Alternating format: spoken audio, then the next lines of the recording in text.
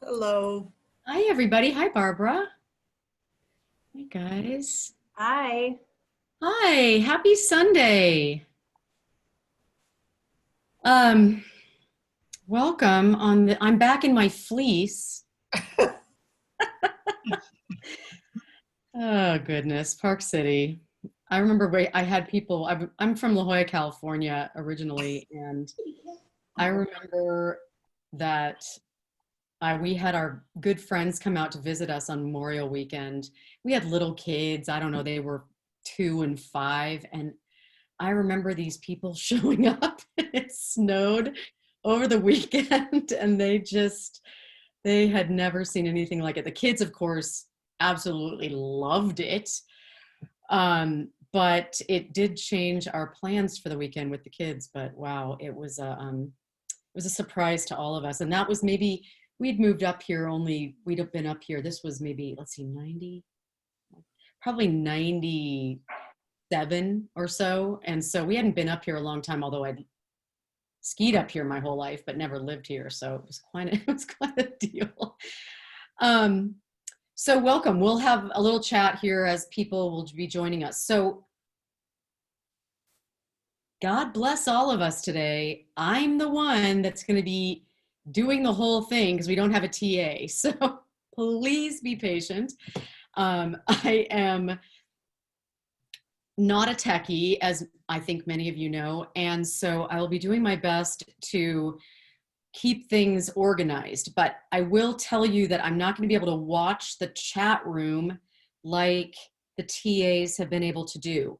So what we're going to do today, that's going to be different, and also next week, we are going to, if you have a question, since I can't watch the chat room, if you have a question, please just unmute yourself during the class and then, interrupt me at whatever given time and say, excuse me, Miss Fox, I've got a question.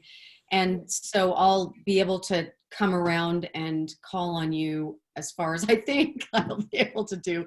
But then we'll just go with you guys. This is we're well into this, so you should be able to mute yourself and unmute yourself easily. And if you can't, please tell me right now in the chat room so I can help you with that as best I can.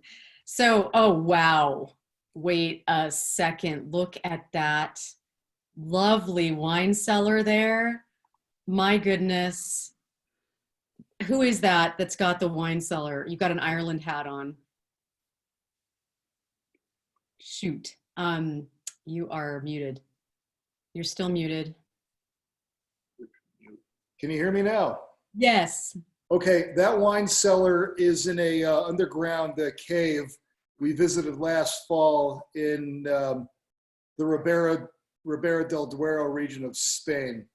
So back when we used to be able to travel, remember those days, guys?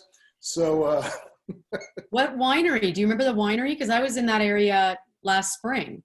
I'd have to look it up. It was nobody I had ever heard of. It was more of a mom and pop local operation, which is kind of what we were shooting for. We spent 2 weeks over in Spain, basically eating our way throughout Ribera, Rioja. There's not a whole lot to see in Ribera. You're better off staying in Madrid and doing day trips. But Rioja was really nice, and I highly recommend that. But all of Spain is fantastic. We only gained 5 pounds. I thought that was good. Oh, I love it. That's an awesome picture. I've actually tried to get a picture behind me and I've failed technologically. So I just decided to just let it go, but that's really Can you move me into the middle so we look like the Brady Bunch? fun. Wait, now we've got, yeah, Alice there, but I don't think I can't move you and you're Well, it would not. be funny if I was in the middle because then it would look like the Brady Bunch. Yeah, you're right. With Right, the we'll go whole, back, if you're we'll in go the back to gallery view, it does look like, and I better go to the gallery view. Thank you for reminding me of that so I can see you guys. Love that. Love it, love it. Okay, oh, let's see. I think I have to keep it in the other view. Let's move this. Okay, I'm gonna have to watch to let people in the meantime here. So I'm going to go ahead and mute you guys, but remember, you can unmute yourselves to ask a question, please. And you guys know I love questions, because if you've got one, you know that other people are asking for the same information. So especially when this is, this is such an interesting, amazing region we're going to explore. And so there may be questions and things that I gloss over that you may not have ever heard of and need more explanation. So please do feel free to ask questions.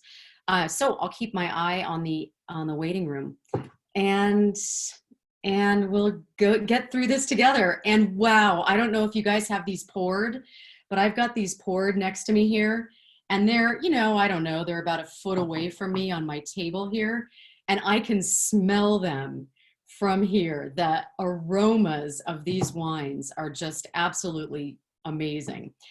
So what we're going to do, we're going to go through a little bit of world history for a little bit, just in terms of winemaking regions. I'm going to show you a really cool map.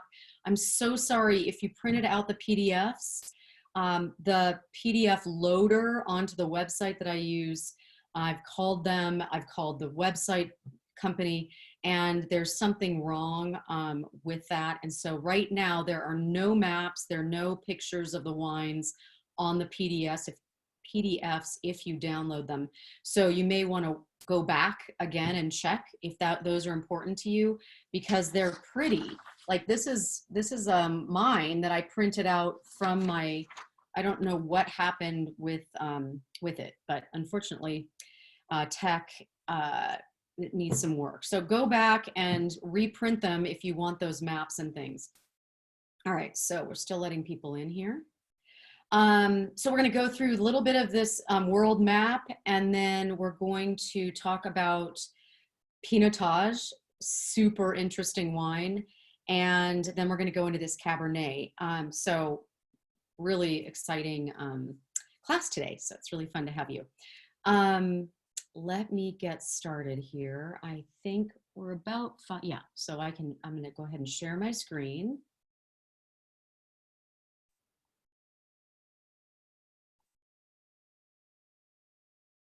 All right, now we've got all sorts of things going on. And Darcy, I hope you're coming in, because it says you're joining, but you're not there yet. I'm going to go ahead and minimize that for a minute. All right, so this is, I love this slide. I love it. Look at this cool slide.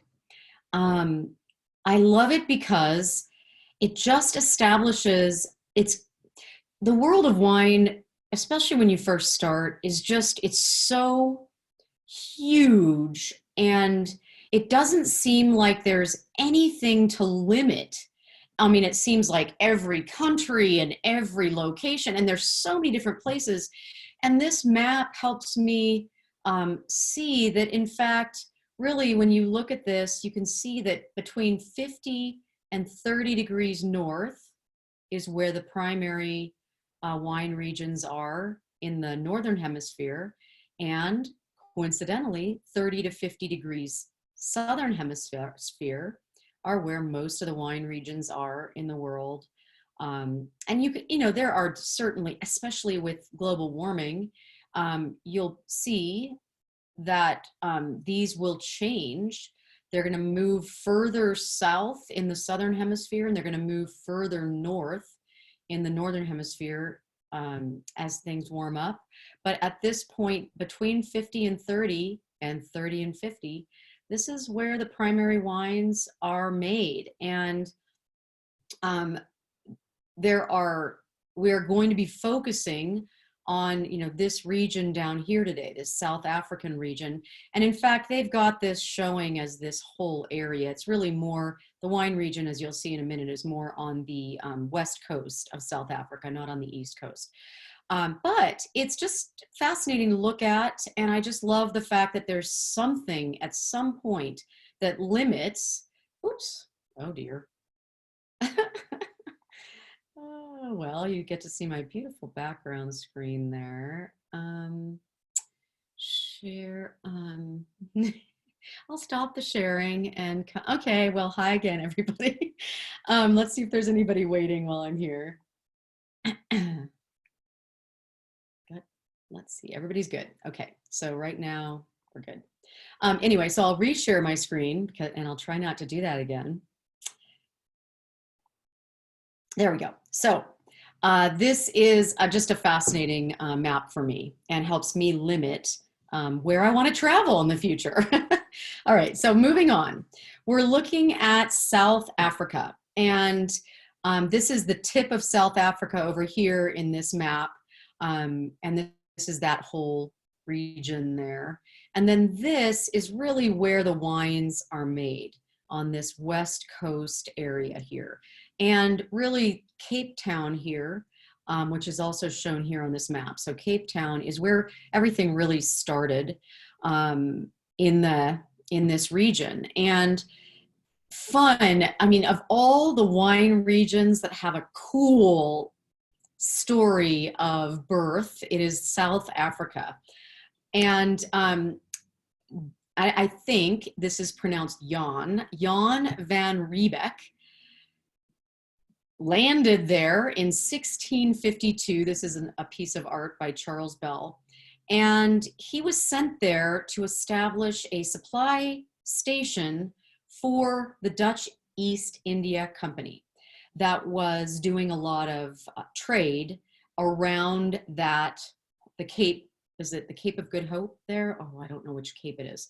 But anyway, that point of Africa there. And so they needed to put something in there so that they could supply the ships as they came by. And when he arrived, he planted a variety of different vines,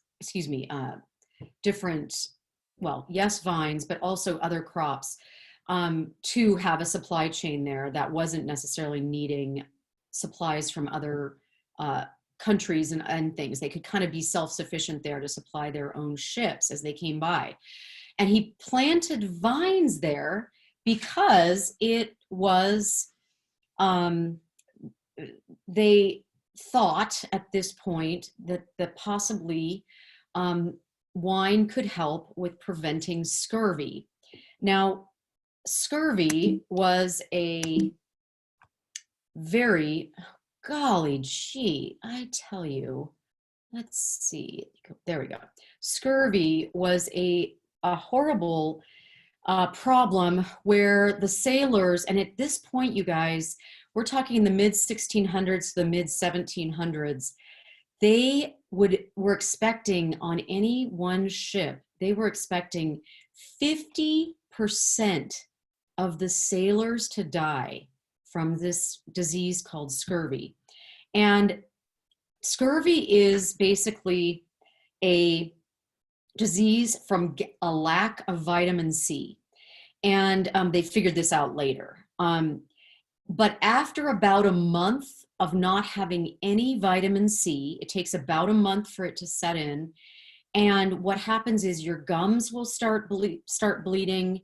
You will have wounds that will not heal. You'll have like if you cut yourself, the bleeding will continue without healing. Bruising is a problem, and then eventually, if you're not treated with some vitamin C, you will have infections begin to take over your body, and they will kill you. So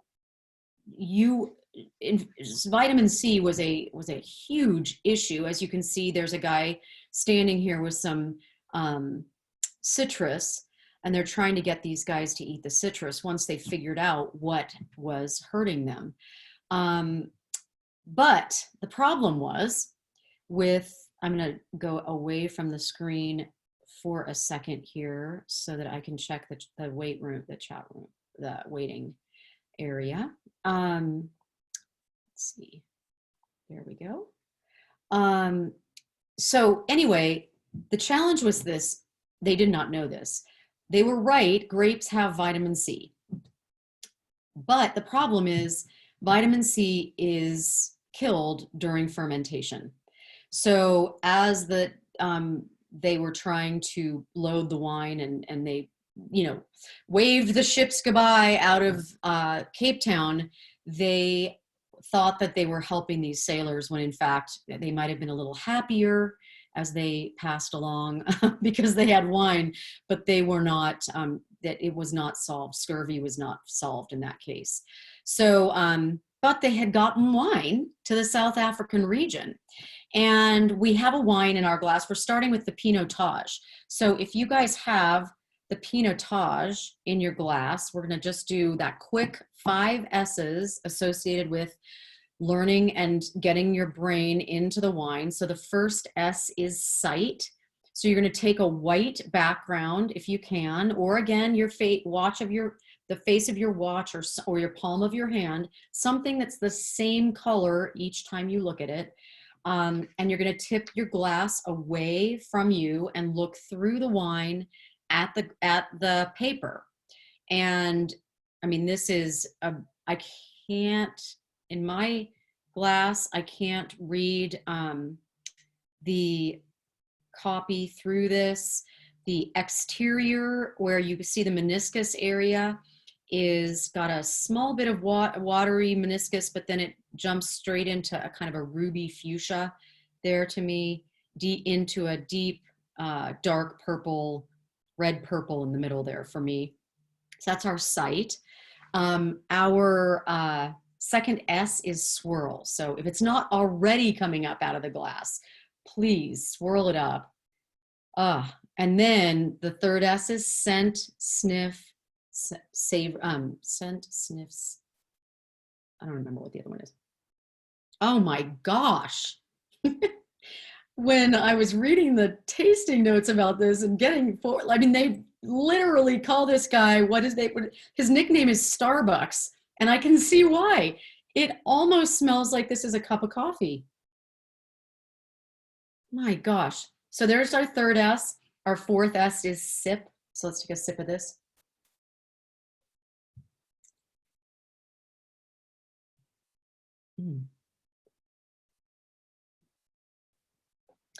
And our fifth S is savor, or the finish. So let's just sit here for a sec. Boy, long finish.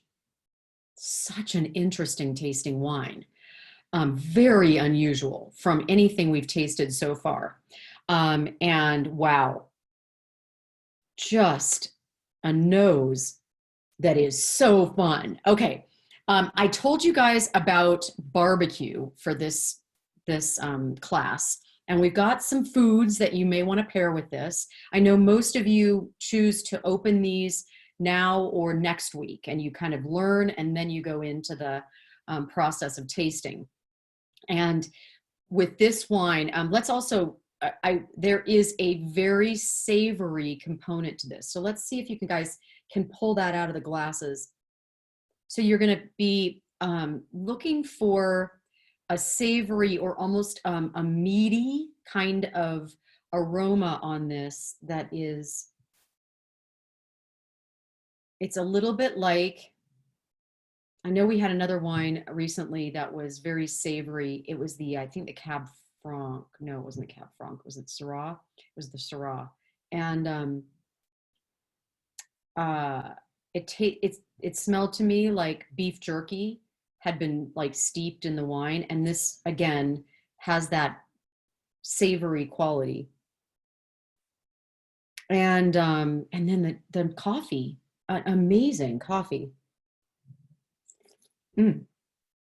So fun. Okay, let me share my screen. And does anybody have any questions about the taste, about the 5 S's? Remember, I don't have my TA today, so you're going to unmute yourself and ask your question if you'd like. Question for you.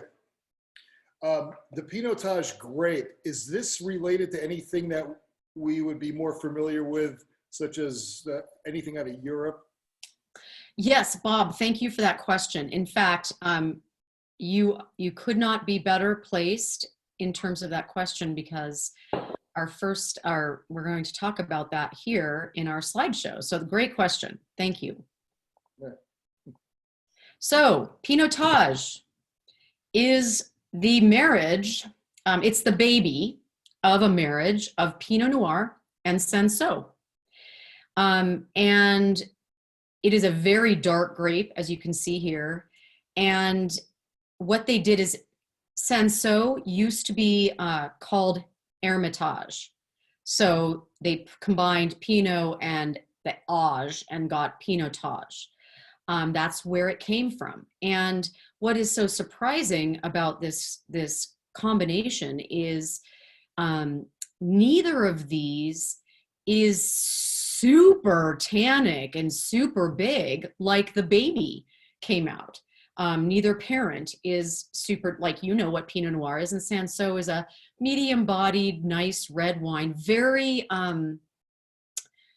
very prolific. So what was trying, the gentleman that basically started this was a scientist in 1925 in South Africa, and his name was Abraham Perold. And he wanted to have a great tasting wine like Pinot Noir, but Pinot Noir was having a real struggle growing in that South Africa region. So Cinsault was having this great time, no problem, or back then Hermitage was growing no problem. So he wanted to try to see if he could get something that would taste like Pinot Noir and grow like Cinsault or Hermitage. And what he got was this really crazy baby Pinotage that that grew well, but didn't taste really anything like Pinot Noir.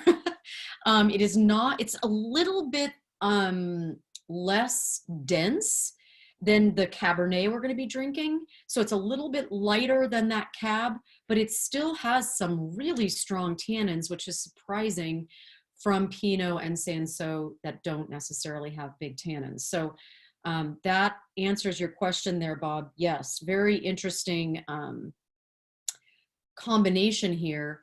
And really, if you're asking specifically if there's a grape that I can compare this to, I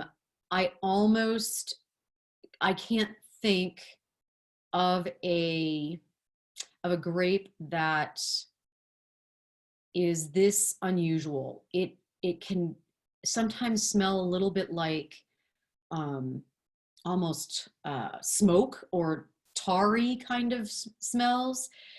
This is such an interesting take on this with this Starbucks coffee smell.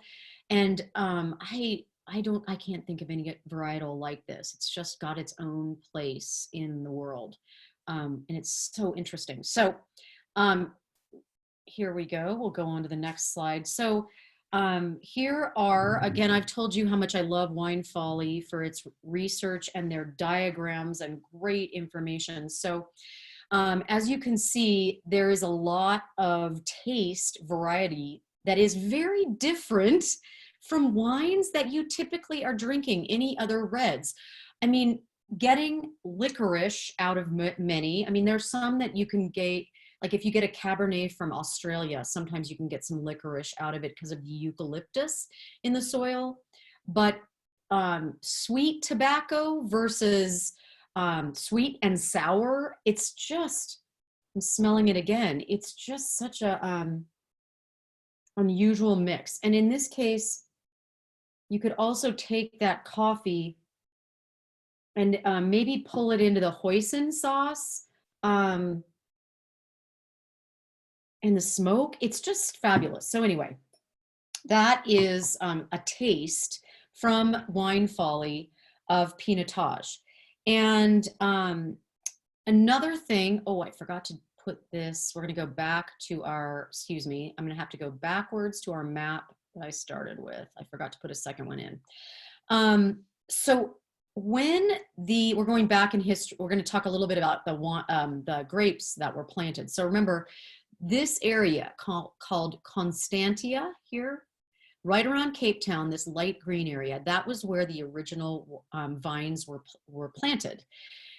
And again, they were growing there to try to supply the ships as they came around to continue on to India to go up and get spices over, past this up here. And when the ships landed they were planting at that time in the Cape Town area. For the most part, they were planting white grapes. And they planted Chenin Blanc out of France. They also planted a variety of the Muscat grape.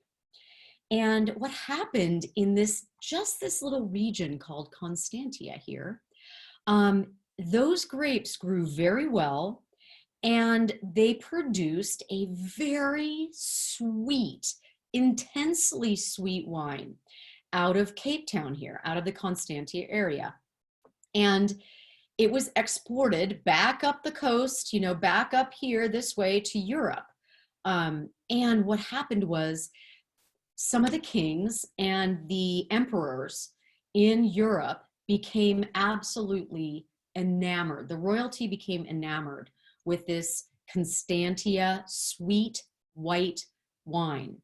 And I mean, we're talking about Napoleon drinking this wine.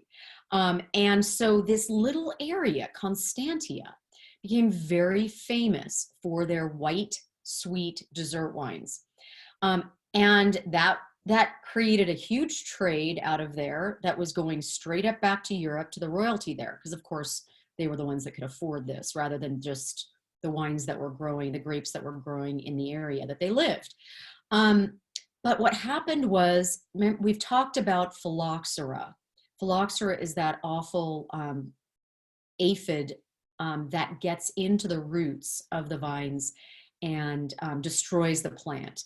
Well, South Africa did not escape from that. And in the 1850s, when this whole phylloxera thing started, the entire area of Constantia got wiped out by phylloxera. And it literally was wiped out in the area until the late 1800s. There were just no grapes replanted there. And when the grapes were replanted, they had the Chenin Blanc that had really taken hold in that area. They didn't necessarily do as much of the Muscat varietal that they had, but then they planted a lot of Cabernet. And also then at the turn of the century, they suddenly had this Pinotage as well. So the biggest grapes, the grapes planted in the most volume in South Africa are the Chenin Blanc grape and the Cabernet Sauvignon. So that is our little bit more of that history in South Africa. So let's go back forward here. And again, remember that you just can unmute yourselves and ask questions. I'm going to stop my share. Let's make sure no one's in the waiting room. All right, good. So guys, any questions on this? Let's talk about the food. The food, as you would expect with this amazing smelling wine, has to be strongly flavored food. Part of what you're looking for when you're doing a food and wine pairing is you don't want either the wine or the food to overpower either one. You want them to be on the same playing field. And so when you are choosing food to go with a strongly flavored, big-bodied wine, you want that food to be able to stand up to it so that you're not, and we've had this, I'm sure you've had this experience where you'll go to someone's house and they just love Cabernet. They love Cabernet and they're so used to Cabernet in their mouths that they'll serve it with whatever they're going to be having for dinner that night. They just think that everyone's going to love the Cabernet, which is fine. We all love our Cabernet. But what's going to happen is if you've got a white fish or some kind of salad-based entree or some lighter types of foods, and you've got that big red next to it, you're going to be enjoying the big red all night, and then you're going to get full, but you don't kind of end up having a nice experience with the two together. So in this case, with this strongly flavored and aromaed wine, we suggested the braised lamb shoulder and barbecued chicken pizza that's going to have some smoke in it, barbecue sauce, the braised lamb. In fact, I see that Darcy's on the call, and she usually does some of our pairings before the class. And Darcy, if you want to unmute, if you did any of this, we'd love to hear your input on this. Let me just wipe my mouth. So I didn't do barbecue chicken, but I did barbecue pork, and I made little flatbreads or mini toasts. So it has the tomato element just in the barbecue sauce. What was kind of funny was when I was doing the sip and savor, or even the scent actually, my plate was sitting near me, which looks like, a little lower. Are we there yet? I'll probably end up blocking the light. So I did the portobello mushroom for the next wine, and then like a little mini pizza. Oh dear, did we lose her? Oh, that looks so good. Is anybody else like, wow, man, she can cook. Darcy, if you can hear us, we can't hear you anymore. There you are. You're back. Oh, it says my internet connection is unstable. Anyway, they started to pair before I even tasted them because I had the aroma of the barbecue. Darn it. And I was like, I didn't smell that before. Love Did it. I lose you again? Yeah, we're losing you. I know. So the barbecue that we did reds was great, and it's excellent with this one with the coffee flavors and the fruitiness. Very, very nice together. Great. Thank you, Darcy. All right. Any questions? Sorry about. Don't worry. That's what it is.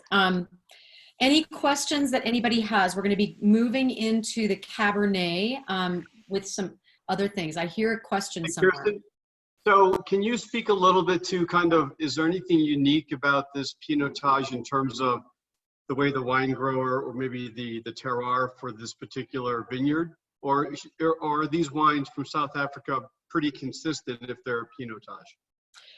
That's a great question. Thank you. No, the Pinotage, the Pinotages, as I've tasted many of them, I used to I used to work for Southern Wine and Spirits, which is now Southern Glazers. And almost every South African wine in the liquor store, for example, here in Park City, almost all of them were repped by me and the company I represented. And the Pinotages are interesting and unique across the board. I never had one. I will tell you, I never had one that smelled this much of coffee. So it must be uniquely the terroir of the area. Now, they are saying South Africa as the appellation. So they may be buying grapes from all over. And this gentleman that is the winemaker, Bertus Fourie, if I'm doing that correctly, it says on their website, he concentrates on drawing out coffee-like aromas in the Pinotage. Other Pinotages that I tasted that were perhaps more appellation specific, like the Stellenbosch that we're going to have here, the Cabernet, they were, some of them, as I said, almost, and this is why I always have them with barbecued foods. Some of the Pinotages almost have like a creosote, like a tarry kind of experience in your mouth and a smell. And so when you have that tar kind of aroma coming in, you need something that is so big and smoky and barbecue to not be overwhelmed by that creosote type of tarry experience. Now, the winemakers in South Africa, the Pinotage used to be grown before the 90s, really. It was grown for, it was used in a lot of fortified wine that they were making there out of South Africa. And they weren't making high quality. The winemakers in the 90s, after apartheid ended, and they started realizing they had a great product that they needed to start shipping. They were like, wait, now we can play on the world stage. Because before the 90s, when apartheid ended, no one bought South Africa. There were no South African wines on anybody's shelves because of the lack of trade with South Africa because of apartheid. So as the winemakers in the 90s started getting this vision of having to compete on the world stage, they started figuring out what they should do to minimize those tarry kinds of flavors that the terroir in South Africa almost automatically bestows upon the vine, upon the grapes. And they started to try to learn how to minimize that and maximize the actual unique flavors of the Pinotage that weren't this tarry kind of flavor. So this is a happy surprise to me. And I haven't studied enough of the different unique sections of South Africa from that map that we had at the beginning. I don't know, I haven't tried, you know, Pinotage from each of those different regions to really assess whether there's a consistency or whether they've all got their own unique style. So good question. Thank you. Any other follow-up question there? Everybody good? Okay. All right. And no other question. All right, let's get going to, did anybody put anything in chat that I need to look at? Let me go look at chat for a sec. Another health benefit to drinking wine. Hi, Paul. Sign in late. Which wine are we on? So that I'm assuming you know it's Pinotage now. Yeah. Okay. Everybody answered. Okay. Remember, upgrade your Zoom meeting, your Zoom version by next week before the meeting or the class. Otherwise, it's going to force you to, and you'll be late. Okay. So let's go on to our next wine.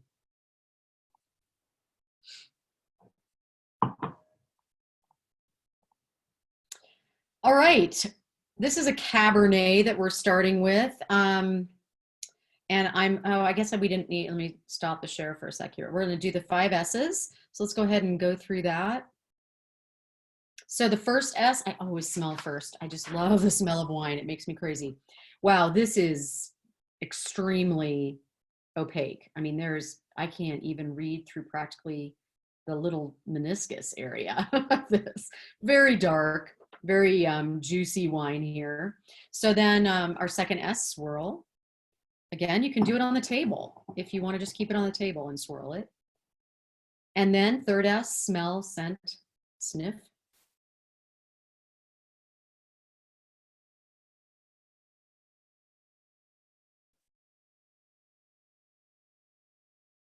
Getting some of that cassis that I always get from Cabernets.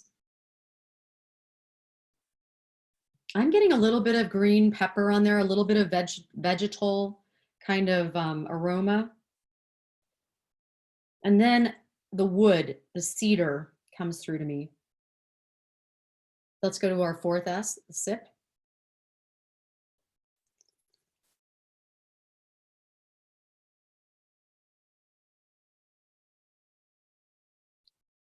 Fifth S is savor or the finish. And that is a Cabernet, isn't it?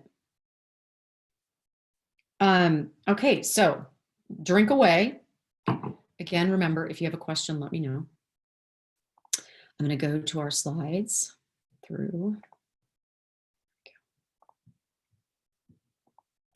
All right, so this is what the pumice or the, when you take the grapes and you let them ferment, and you break the grapes and you let them ferment with the skins and the seeds, and then you press them. This is what the pumice looks like. This is from the winery, and it is the Cabernet pumice after they squeezed this to get the juice to run out from it. And it just looks like I want to make a pie out of this. I realize it probably wouldn't taste good, but it just looks to me like a pie filling. And you can see how dense that is and how they really had tried to get all the juice out of that. So this is our Cabernet. Now this is again Wine Folly, and you can see that Cabernet is over here on the scale between Pinot Noir and Syrah. Cabernet is about right here. And I would have put that, that Pinotage, I would put it just a little bit towards the Pinot Noir from the Cabernet, which surprisingly should have been more like this if you look at the parents, but it's more in the darker range, but you could still see through it a little better than you can the Cab. And then if you look at what Wine Folly suggests are the normal flavors for a Cab, black cherry, that's where I get cassis, because that's what I've smelled more than black cherry. Blackberry, fig, menthol, which I really only get often from wines from Australia. I get a lot of menthol from those, which tends to be from the eucalyptus growing nearby. And then they're suggesting meat as well. Wait a second. Hold on. You guys, this is not Cabernet. This is, I was like, wait a second, that's not, this is our Pinotage. And I must have grabbed the wrong profile. So this is what Wine Folly suggests about the Pinotage. So I'm going to go back to the Pinotage in my glass, and I'm going to see if I can find menthol in that, because I just can't find the menthol in that. And they obviously don't have coffee, which Barista is obviously very known for. So the Pinotage is in this, it's dry. We've got full body, we've got medium high tannins, low acidity, although this acidity in this Pinotage is really good, and pretty strong on the alcohol by volume. Now, keep in mind, this Barista is only 13% alcohol. So it's a little lighter than some of the other Pinotages that you may come across. Our Cab, however, is 14.5. So most Cabs are in that high range because they just are such big body. For the Pinotage, they do talk about decanting, which would be interesting. I don't feel like this Pinotage that we have needs decanting. It's a little lighter than it looks like they're suggesting they've done their studies on. But many of the Pinotages that I've had before that are bigger and more robust, probably that decanting could really help. All right, so Cabernet is where we are. And I wanted to talk a minute about, actually, dang it, I forgot to put that map. We're gonna go back to the map. Okay, so the area, see here's Stellenbosch, right next to Constantia. And all of the grapes from this wine, this Rainbow's End, are sourced from the Stellenbosch region. And when you see the appellation, like we talked about last week, where it's an appellation, it's like the area growing the wine. Appellation designation in South Africa is about the same as it is in the United States. So what they are saying is the grapes were picked in this area of this area defined here by Stellenbosch here. That is where they were picked. That's about it. Now, the other thing, and this differs from the United States, if you put the words, say, Cabernet Sauvignon on your label, that is saying you have a minimum of 75% Cabernet Sauvignon grape juice in that wine, a minimum.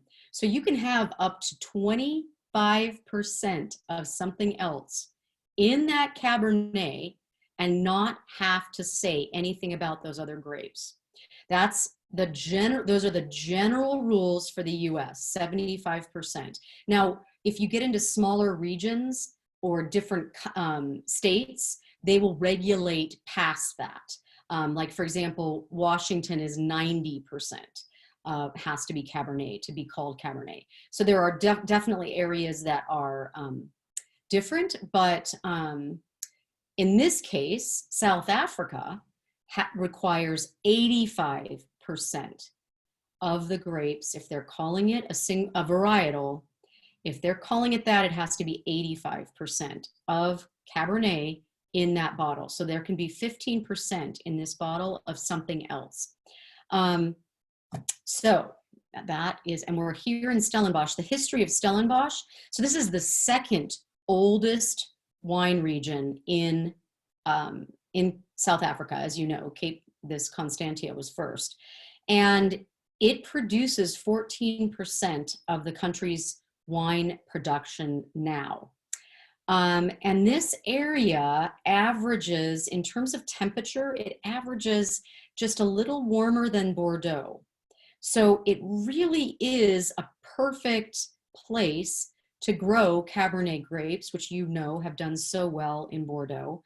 What it does though is it produces, it's a little bit like South Africa is a stepping stone between the old world types of wines and the new world types of wines. And new world Cabernets tend to be really fruit forward. You're really getting a lot of the blackberry and the cassis in that, where the old world Cabs will generally have more of a subtle flavor and aroma, and they'll be a little more nuanced and elegant than our big Cabs that we are so used to here in the US. So South Africa Cab would be kind of the step between. All right, so, oops, yeah, I tell you. Wait, let me go back to that. Yeah, okay. So let's go back. Sorry, I forgot to put these maps along the way here.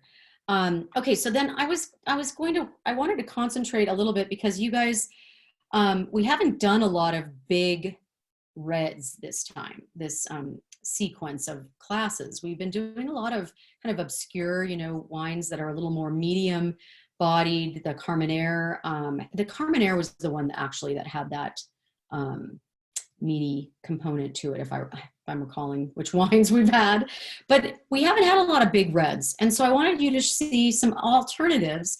If this is your style of wine that you just love, here are some other ones to try from around the world.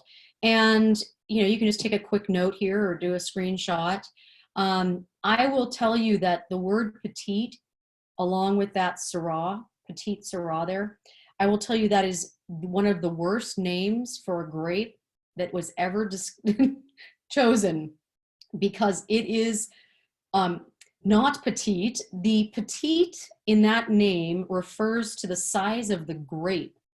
And so the grape size is very small. So as we've talked about, when they squeeze the grape, then when the juice is in contact with all that skin, if you've got a smaller amount of juice coming out of a smaller grape, it's going to get more skin contact. So Petite Syrah is probably one of the biggest wines you can have and try. So try that if you really want to go big, and enjoy these. They're from all around the world, and thought you'd love that. Let's see. Okay. I'm looking at my notes, making sure that I went through all that. Let's go back to some questions here, and then we'll go to our last slide. Anybody have any, let's see, someone I've got here, a big chocolate cake. What is that, Paul? Why did you say a big chocolate cake? Wow. Tell me. That was that big crush of grapes that you saw there. It looked like a big chocolate cake. Yeah, it sure did. All I wanted to do was make a pie out of that, man. So too, I wanted to go to that birthday party. Yeah. And then I've got, I think, Joel here from iPad 6. You're only known as iPad 6, Joel. I'm just going to tell you that. You've got like a tech name. Filet mignon and, oh man. Was that a pairing that you were thinking of for the Pinotage or for the cab? Darn it, you're not unmuted.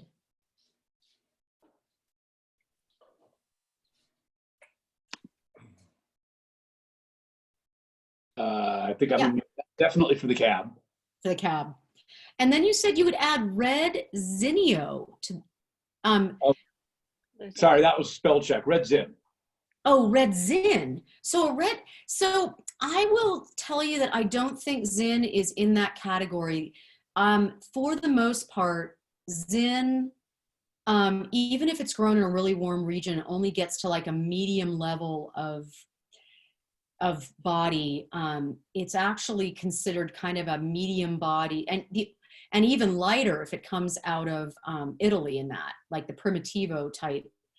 So I would say probably a little bit, unless you've got a really hot regions in, I would say you probably would find that it would be a little lighter than the other ones in there. But let me know if you have a zin that you're thinking, oh yeah, that's definitely full bodied, like the Syrah, the Petite Syrah. Okay, so let's see. I've got a question from Janice. Do the winemakers do anything with those pressed grapes?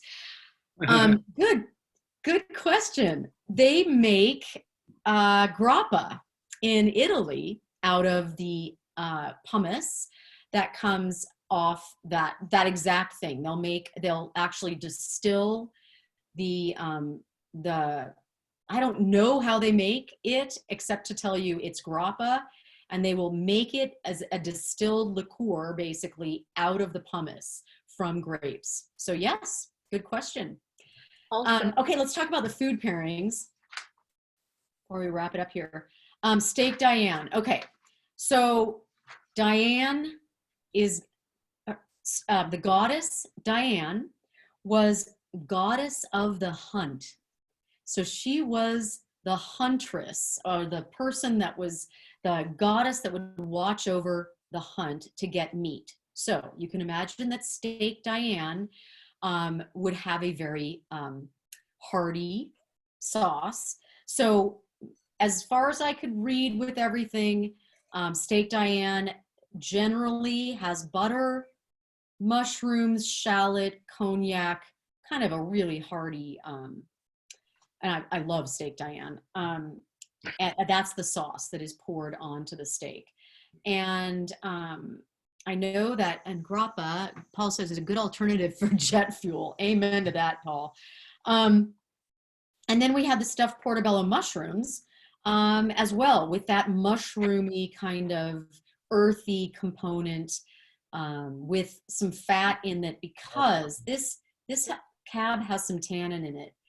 And that tannin, remember, when you've got a fatty food, something that's going to leave a coating on your palate, you want a wine that has tannin in it, because the tannin goes in and acts like sandpaper on your tongue, which then helps you taste the next bite better. Otherwise, your taste buds just get gummed up with the richness, which is often the fat or the butter or that kind of thing on your palate. So you want a big wine like this cab to go in and cleanse your palate. These things are really expensive. I actually did do the portobello mushroom, and it's very rich. I just didn't have room for Steak Diane in my life today, but tomorrow I'll finish off the bottle. But the richness of the portobello being so dense, and the breadcrumbs and the bacon and the garlic is great by itself, but the food pairing with the wine, the tannins to lift it up and just kind of open up all those flavors, as far as your palate getting sort of gummed up, even just with the food. it would just be too much bite after bite. Or even a salad, like have a very, very light oil and vinegar, but not a balsamic. Like the balsamic wouldn't give it that palate cleansing that the wine gives it. So they're very good together. Yeah, worked. And it was easy and quick. And we've been pounded with food the last 2 days because I made chicken and dumplings yesterday. So I had that for breakfast and lunch. With Coors I Beer. could never live at your house, Darcy. I would weigh 400 pounds. I would eat this stuff all day long. So thanks for the feedback on that. You want the richness in the food. And then there was some in the chat here I'm reading, there was a question at what Bob was mentioning. It takes a minute to open this up, but it's a really beautiful wine for the value. And when you're talking about paying $25 for this wine, South Africa, you guys, it's hard. It is almost impossible to find a wine that's over $30 in this section. It is absolutely one of the best value regions that you can go to. And they have Chenin Blancs, and remember, the white Chenin Blanc can be on a spectrum of dry to sweet, and you want to remember the percentage of the wine, and high and dry. High is dry. So if you look for a Chenin Blanc in South Africa that is a 12.5%, you're going to have this really fun, dry, fruity, amazing wine that is going to be different than a lot of different wines that you're going to try here in terms of whites. And these reds are going to be so interesting to serve people, and so high value for what they're charging, because they just don't have the recognition that all these Napa cabs and everything else has. So great point, Bob. And then someone asked about when would you open the bottle? When you have a big, let me just go back to mute here. I'm hearing a little bit of, when you go to a big wine like this Rainbow's End Cab, as you decant it, as you think about what you're serving it with. Now, Darcy made that, the portobello, what was it? Hold on. It was the stuffed portobello mushroom. And it's a very rich suggestion for a food pairing. So you want the tannins to be really tannic forward in your mouth to do that palate cleanse. So that then what happens is, as the tannins go by your tongue, they'll clean that fat off, and then you're left with those interesting secondary flavors in your mouth. But if you were going to pair this Cabernet, say with a steak, like a New York steak, a New York strip, that's a little leaner. It's not going to have any sauce, and it's a little leaner, and you wanted to tamp down, you wanted to take down to a lower level the tannins that were going to be in this cab. What you would do is you'd pour this into a decanter and let it sit there for half hour to 60 minutes. And what's going to happen is those tannins are going to be softened. And then when you have that New York strip steak in your bite in your mouth, it doesn't have all that fat in it that the other dishes that we've been talking about have. And so you're not going to have those tannins just take over your mouth. They'll be softer. So that is what you'd want to do in terms of decanting, and why that is. Let's see. Then why pair new Beaujolais with fatty foods? Because there's very little tannin. I would not pair a Beaujolais with really fatty foods. Beaujolais have very, very little tannin in them. And so I would not pair I would not pair a Beaujolais or a Nouveau Beaujolais ever, because of the low tannins, with super fatty foods. So I'm not sure about your question there. If you want to ask again, you can unmute yourself. And oh, Joel, I would love to get to Stellenbosch. It's so amazing. And thank you very much, Kelleher's. I'm glad you like the Rainbow's End there. Okay, last slide. Let me share this because we're wrapping things up here.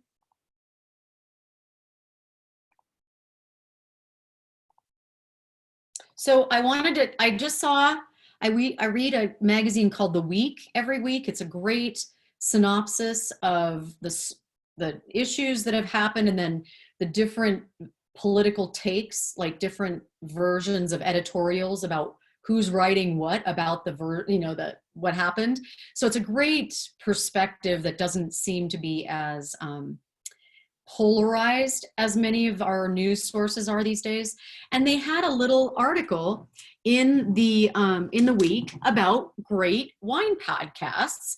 This was from the Times from England, and these were the wine podcasts they suggested. And so I wanted to just highlight these for you because I think most of us are having more time, whether we're cooking or whether we're refinishing furniture or doing things or gardening, to listen to podcasts. So these are 4. They didn't suggest the last one. That's mine. I had to throw that in. But I'll Drink to That is a really interesting one with a guy who's a Somm in New York.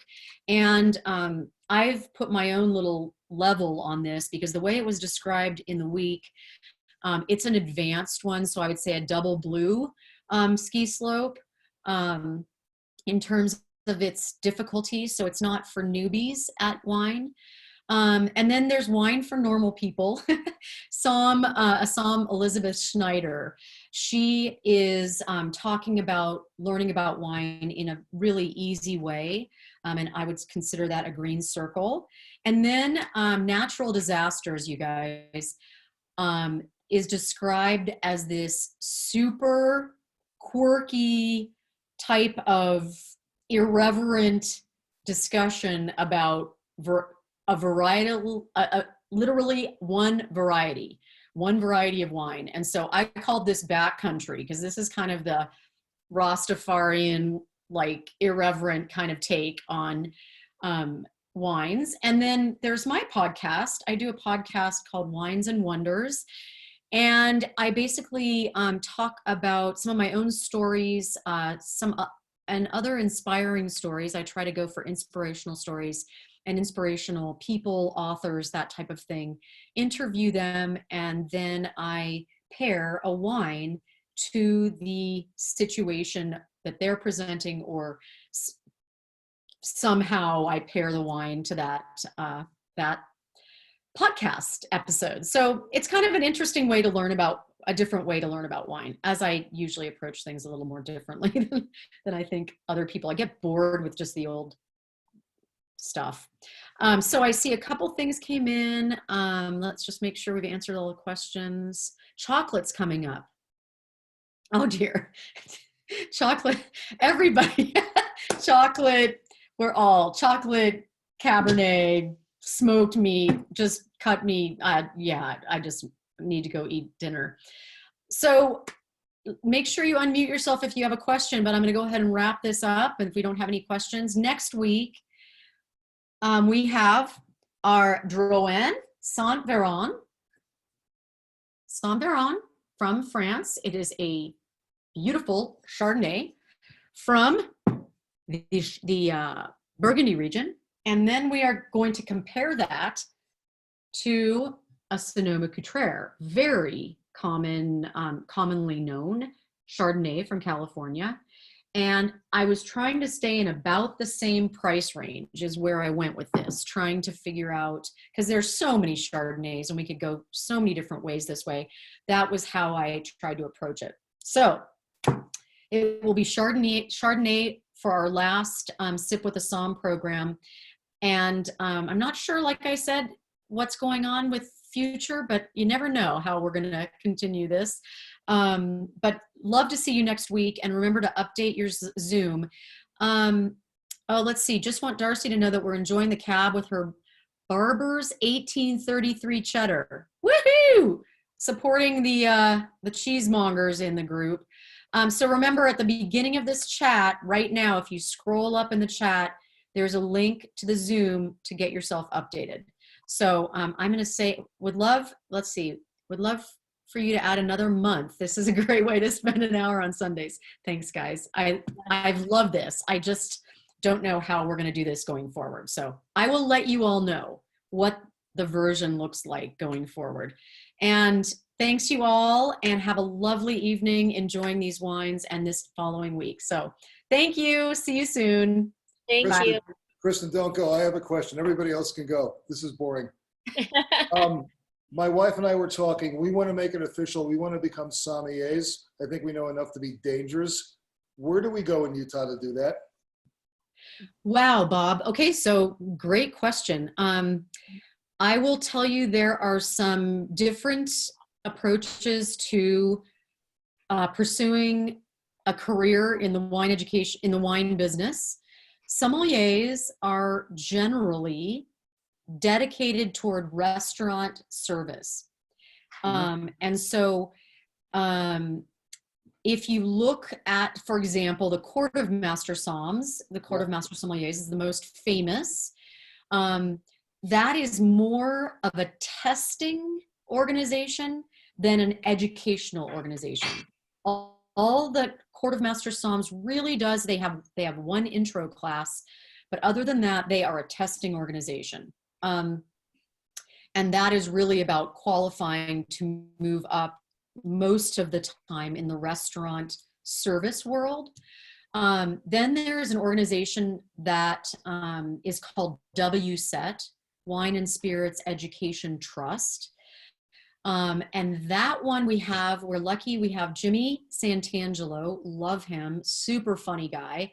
He does WSET certified classes in Salt Lake. But those have a combination of wine education. They are classes, and he brings the wine and you will be tasting every class. He, I think, teaches up to level 3. And there are 4, I haven't done the WSET program, I think 4 or 5 levels in that echelon. That's a more generalized education. The Society of Wine Educators has a very strong educational, as you can imagine, component. They are, I'm a certified specialist of wine, and they have a certified wine educator, Pamela Wood, who teaches for Fox School of Wine and also runs Park City Wine Club, is at that level, and also Mike Cesney, who teaches for me. They both are at that level. There are only 435 some odd people that are certified at that high a level in that organization. It is very, very prestigious certification. But what that is done, that's more about education in terms of the whole of wine. And there's a little bit of service. There's a little bit of non-wine spirits education in that. But for the most part, it's for people trying to get into the educational world or sell wine or, like a wine store employee would go through that kind of thing. Then I've done a lot of work with, and this will be the last one I'll suggest that I'm familiar with, is called the International Wine Guild.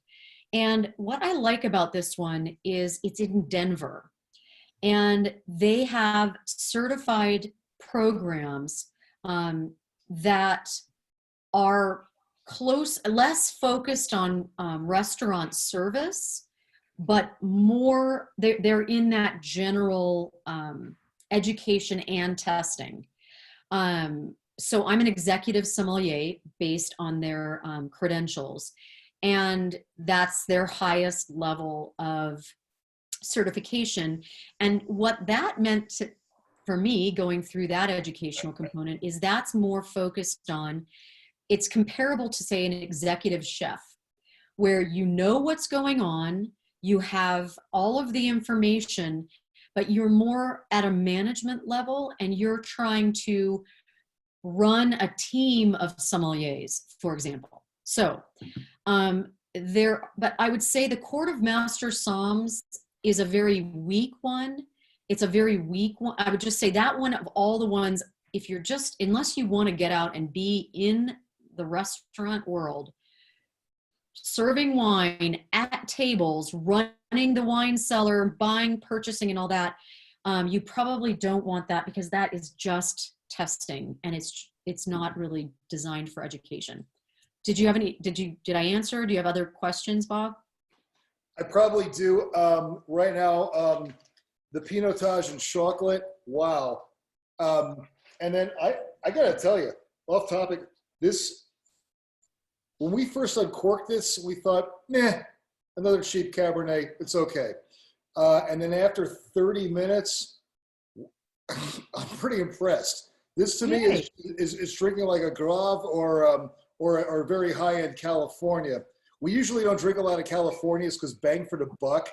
You know, you wind up paying $125 for something that I could have got from France for $35. And I don't, anyway, that's just my pet peeve right there. And I'd probably make a horrible restaurant sommelier because when somebody ordered a Silver Oak just to show off, I would roll my eyes. So anyway, yeah, no, thank you for that. I'll find you, I'll email you because it's something we've always wanted to do. We're not going to go into the business. It's just kind of, this is horrible, but just for bragging rights, because we're always having people over. We're always hosting wines. I would like to know a little bit more about what I'm talking about so I don't have to make it up. Yeah, no, it'd be a nice, fun thing to do. And, you know, when you quit learning, you quit living. So there's always something more to learn. So thank you. Awesome, Bob. I'm thrilled that you're pursuing the educational bent. And yes, I think it is always better to, I mean, especially if you love wine and you're going to have people over and talk about it, it's so fun to know what you're talking about. So yes, that's a really fun thing. And you can walk into a liquor store and go, oh, I know what I'm doing here. And I can get more creative than just, I know that these 4 are going to be my go-to wines. So great.